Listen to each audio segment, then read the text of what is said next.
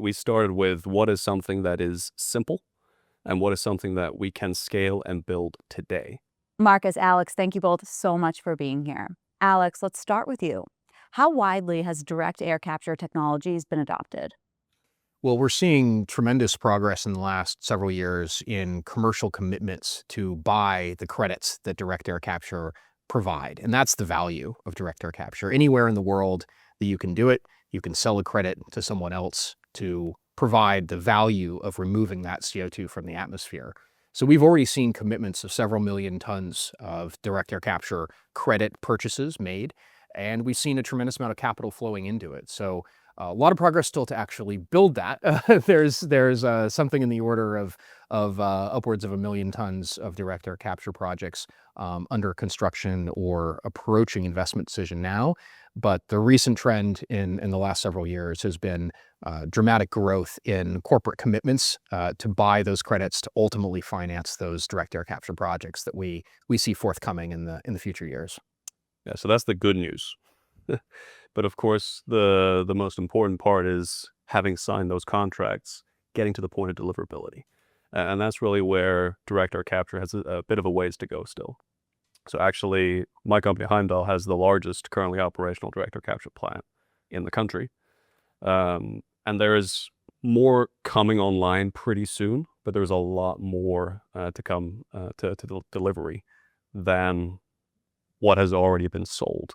So there's a big difference there between commercial progress versus on-the-ground, real physical steel-on-the-ground progress. That said, we're very excited, certainly at Heimdal, to be pushing forward on exactly that key point of deliverability, which we see as more and more important to investors and commercial partners as we kind of have taken a little bit of a step back from DAC 1.0 and have started to look more at, okay, what can actually be done? And Marcus, just to expand on that a little bit more, explain Heimdal's approach to direct air capture. So the philosophy of Heimdal is sort of exactly that. We started with what is something that is simple and what is something that we can scale and build today. The first iterations of DAC were very much focused on what's something that worked in the lab, whereas what Heimdal does is what's something that's a little bit rough and dirty, but it's really simple, is really cost effective, and is really, really easy to scale because we're able to piggyback on existing industries, including agriculture, cement, and the mining industries. Alex, and for you, what are you seeing as the most promising business models for DAC? So I think we're seeing a real evolution from the first commercial model, which is to go direct to individual customers and sell that credit, the effectively value of removing tons of CO2 from the atmosphere, to now a deeper integration within different product value chains and matching the credit with specific products.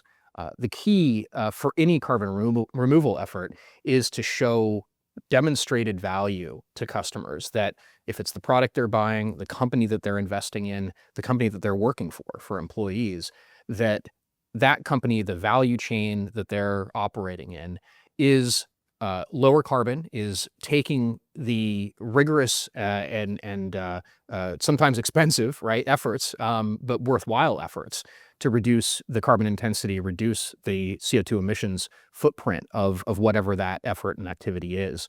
And I think the evolution we're now seeing of taking that credit structure and integrating it and demonstrating to customers what's happening, how their purchases or who they're working for, or who they're investing in, is really driving these investments. That's where the innovation's happening, and that's what's really exciting, because we all need to see value out of it. The better we can demonstrate that, the faster the market's going to grow, the more scalable we see these technologies.